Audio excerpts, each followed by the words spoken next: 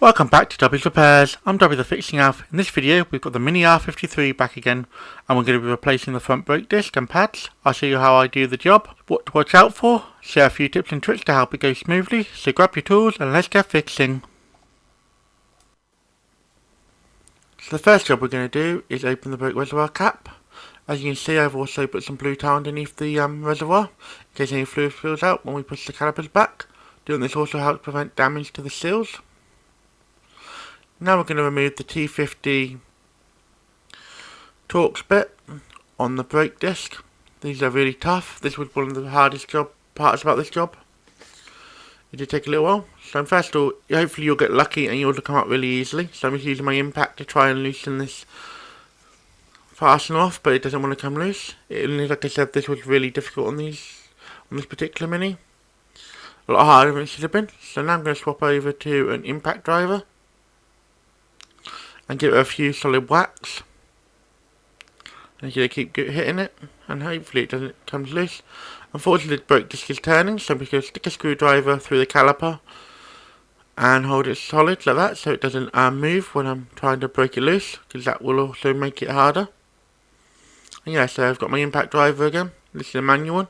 This just puts force and tries to break the rust loose.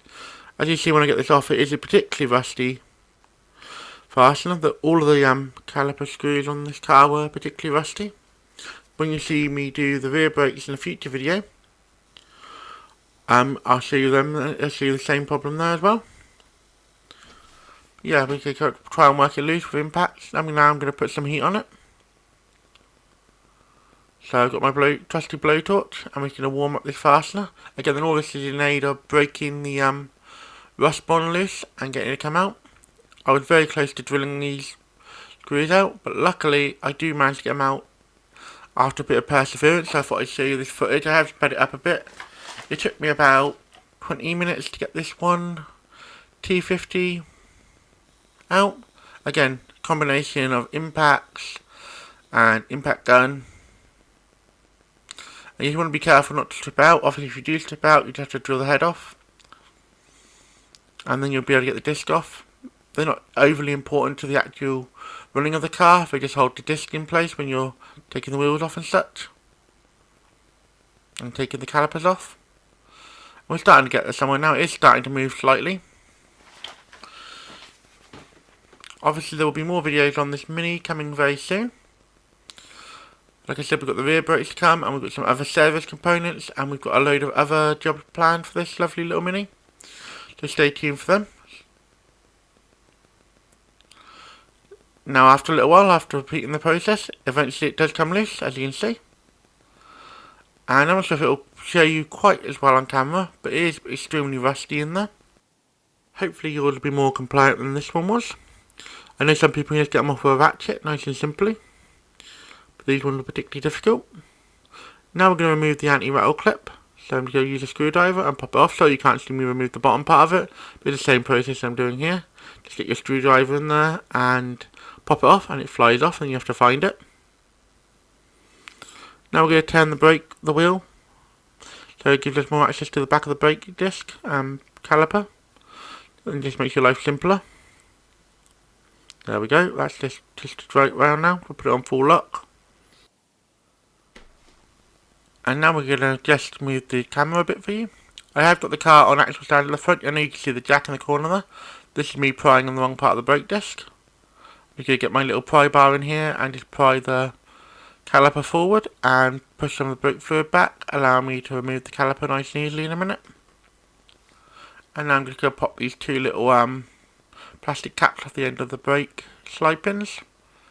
So yeah, just little plastic pins. I'm just going to move the camera again. And literally all I'm doing is get my screwdriver and then just pop them off. It's just two little plastic caps. They come off fairly simply. And I'll do the bottom one off camera. There we are. The bottom one's off now. Now we're going to use a 7mm hex or Allen key to remove the two brake slide pins. These come off fairly simply. So there we are. I've just got it on and put my electric ratchet here. You can obviously use a hand ratchet for this as well. I just happen to have this electric ratchet that makes life a bit simpler and a bit easier. So that's the first one broken loose. We'll just break the second one loose. It does make it easier if you break them loose, both loose first. and then you just run them out really quickly afterwards. Again, these are 7mm hexes or Allens, depending on where you're from and what you want to call the particular type of fastener. I know on some cars it can also be a Torx, but on this one they're 7mm hex. There we are, now I've got the slide pins out, just run them out nice and simply and easily. I'm going to leave them in the caliper for a minute and we'll take them out and clean them up later. Just going to hang the caliper up now so it's safely secure, so it doesn't put any stress on the brake line. As you can see, nice and hooked up, just with a little S-hook here. And I'll keep it nice and out of the way where we do the next job, which is remove these two 16mm fasteners that hold the caliper bracket in. So I've got an extended ratchet here, just a nice long breaker bar, it's about 1 foot long at the moment. They'll be linked to all the tools I use in the description down below, so do check them out if you need any extra help on tools. And there we go, that one's broken loose. And like I said, if you found this video helpful and useful, please consider subscribing and dropping a like. There's going to be plenty more mini videos coming, as I mentioned earlier in the video. Also, I should have probably taken this brake pad out at the front here. I'm just going to flick it out the way in a minute. There we go, get it out the way. You do that early, you don't have to wait until this point to do it. You can see the axle stand at the back as well. I'm just going to run these out with the ratchet now, to speed it up. And the caliper bracket will come off nice and easily. And because we've hammered on the brake disc so much, it pops off nice and simply, which is always quite nice. There we are, just holding it with my hand. And there's the brake disc off. These weren't in the worst condition, these brakes, but we're going to replace them with some nice performance brakes. And now I'm going to start doing some cleanup. So I've got a wire brush on the end of my drill. I'm just going to clean up the hub face here. This just helps prevent the hub from sticking to the brake disc. If you ever need to take it off, it just makes your life simpler and easier. It's well worth doing, taking the time and just doing it right. And I'm not going to see the whole cleaning process on this, I'm just going to give you a brief overview. So I'm just literally just using this wire brush to clean off any corrosion, any rust, and then I'll give it a spray down with some brake clean. I'm also going to clean out the hole where the rotor screw went. So I've just got myself a little wire brush on an end of a drill bit, on an end of a hex bit. Yeah, I'm just going to clean this hole out now. Try not to breathe any of the rust in, and make sure you're wearing safety glasses. You don't want any of this stuff in your eyes. You could probably wear a mask as well, would be the best option. But definitely make sure you're wearing your safety glasses. You can't see, but I am wearing them off camera. And now we're going to clean up the brake caliper hanger. So just quickly clean up where the brake pads slide. Again, just give it a good clean. Again, make sure you don't breathe any of this rust in. And make sure you're wearing safety glasses. I'm going to give this a really good clean up. Really make sure we get it all nice and clean, and so everything runs smoothly. As you can see, there's lots of rust and corrosion here. And doing this job makes your brake job turn out better in the long run. It means you'll get less dragging and squeaking in the future. And again, a few minutes here will save you a lot of hassle in the future, so it's well worth doing. Especially when you're going through all the effort of putting new brakes on. And you can give it a quick spray down with some brake clean. A lot of brake clean. Yeah, just make sure you give it a nice good wash, and then we'll go back and I'll clean it up a bit more off camera. And I'm just going to clean the hub down now. As you can see, I've done a really good job at getting this nice and clean. And give it a quick wipe down with a blue rag, and then I'm going to put some copper grease on it. This is a particularly runny copper grease. I'm not quite sure why it's so runny, but it works still the same. And yeah, give everything a nice good smooth down. With this copper grease, this will just help keep, like I said earlier, prevent the hub from sticking to the brake disc. If you ever need to take it back off, it'll make it a lot easier. And now we're going to clean the brake disc with some brake clean, just to get off any packing grease or packing oil. Again, we don't want any of that to affect our braking. Just give it a good spray down, and then give it a good wipe down. So we're going to do the back on the floor, as you can see me doing here. I'll give it a wipe down with some blue rag, some blue tail. And I'll put it on the hub, tighten it down, and then I'll clean the front off. That way you can make sure you get all the packing grease off, and you're not going to put any extra grease on it. And you can see they're quite nice brake discs as well. They're high performance ones, so they've got lovely little grooves in them. And there we go. That's on. I'm going to put the screw in. I've just dipped it in some copper grease as well and cleaned it up, so it's definitely not going to stick for next time we need to take these off. Like I said, just a bit of maintenance now and a bit of extra preparation makes your life easier in the future. And I'm quickly going to grab a ratchet now and just tighten this down. As you can see, the disc wanted to fall off, but luckily the screw was in to stop it from hitting the floor. Yeah, we can do these up by hand. You don't need to do these too tight. Just make sure your ratchet is going in the right direction, which is always the way it goes whenever you're trying to do something. The ratchet is always going to be in the wrong direction. And yeah, we just tighten it down now. Just snug it down. You don't need to over tighten it. And then we're going to give everything a good clean again. Get all this copper grease that's on the surface off. Also clean out any of your wheel stud holes. That way you haven't got to worry about copper grease affecting your final torque on the wheel studs. There we go. It's all nice and clean. I'll give it a final clean at the end as well. And now I'm going to put a caliper bracket back on. Or caliper hanger, should I say. So yeah, just put these 260mm back in. And we'll run them down with a ratchet. Again, you can do this job with a hand ratchet. But I'm just using an electric ratchet because it's a bit quicker and a bit easier. You can get the socket off. And there we are. We're just going to give it a bit of an extra tighten down with the ratchet as well. Now we've got them both in. Always make sure you put both fasteners in first and start them by hand so you don't cross thread, because you don't want to cross thread these. It'll be a right nightmare. There we go. And now we're nice and secure. And then we're going to torque these down to 110mm, which is quite high really. But they need to be torqued down to spec. There we go. That's the first one done. And I'm going to do the second one. I should also add that I did clean up the threads on these fasteners before I put them back on. And now we can get this bottom one torqued down. Again, they are fairly tough at 110mm, but they do torque down nice and easily really. So there we are. That one's now torqued down. You can't really see the click, but it has happened. And now we're going to compress the caliper. So I'm just using this tool, this handy little tool I got here.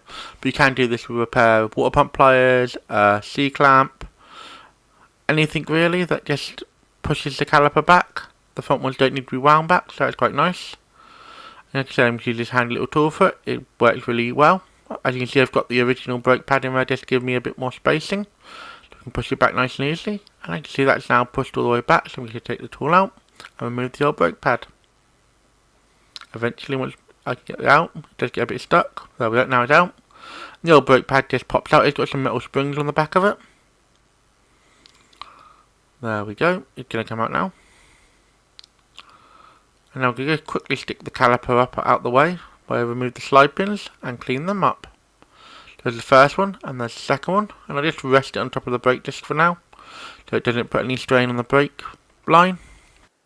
And as you can see, these are particularly dry slide pins. And there's no lubrication on them. We're going to fix that. First of all, I'm going to use my trusty wire brush to clean up any heavy corrosion like this dirt on here.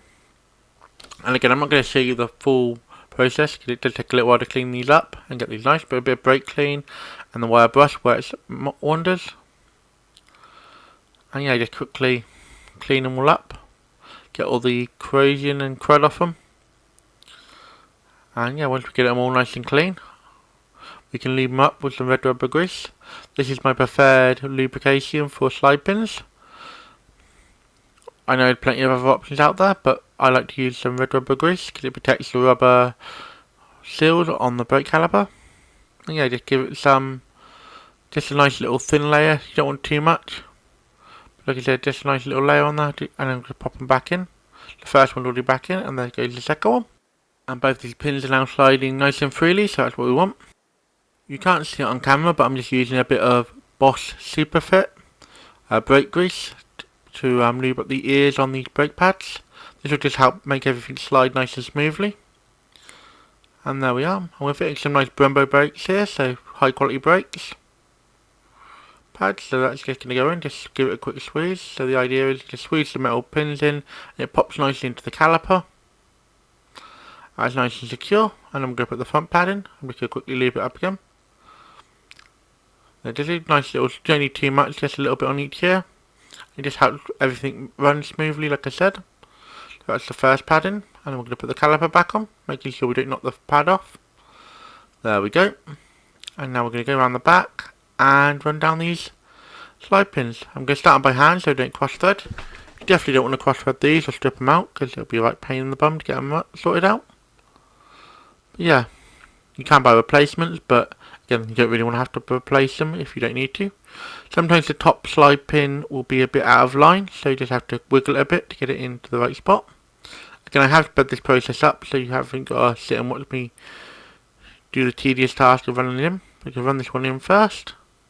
We're going to just go down the bottom, and we're going to torque these down to 34 newton meters. So the first one just here. Again, the final torque 34 newton meters. That one's done. Now we're going to do the bottom one. Let me just quickly adjust the camera. Again, these just go down to 34 newton meters. Pretty straightforward. And they're almost there anyway. Clicked really nice and easily. And now I'm going to put the caps back on. It's important to put these caps back on. They help keep the dust and debris from getting back into the slide pins and season things up. Now I'm going to quickly put our anti-rattle clip back in. I always start with the bottom. I saw the camera angle a bit bad here. But yeah, we can quickly put it back in and then grab your screwdriver and just pry it round the front. Like so. And it will slide into place eventually. There we go. And you can use the back of my screwdriver to tap the anti-rattle clip back in fully. And then we're going to give everything a good clean down. So yeah, make sure you just give everything a good spray down in case you've got any grease or anything anywhere when you were fitting the pads and the disc back on. And as I said earlier in this video, we've got lots more Mini R53 videos coming. So we've got the rear brakes coming very soon, as well as some other service parts. And yeah, now we give everything a good clean. We're going to put the brake caliper lid back on. And that's how you change the front brake pads and disc on a Mini R53. Hopefully you found this video helpful. If you did, please drop a like, and if you're new, subscribe. And a huge thank you to my Fixing Club members, Maka, Rodney, Jason, Sebi and Mr. R. Thank you all for your support, it really helps me and the channel out. Thanks for watching. If you found this video helpful or entertaining, don't forget to hit that like button, it really helps both the channel and me out. If you're new here, consider subscribing. I post 2 videos a week, so by subscribing you'll never miss a thing. Got any questions or suggestions? Drop a comment down below. And I'll do my best to reply to everyone. Here at Dobby Repairs, we're all about helping you learn how to work on your vehicle safely and showing you don't need to spend a fortune on tools to get the job done. Want to support the channel further? Become a member, starting at just 99p. Members get perks like early access to videos and more exclusive content. Keep fixing, and I'll see you in the next one.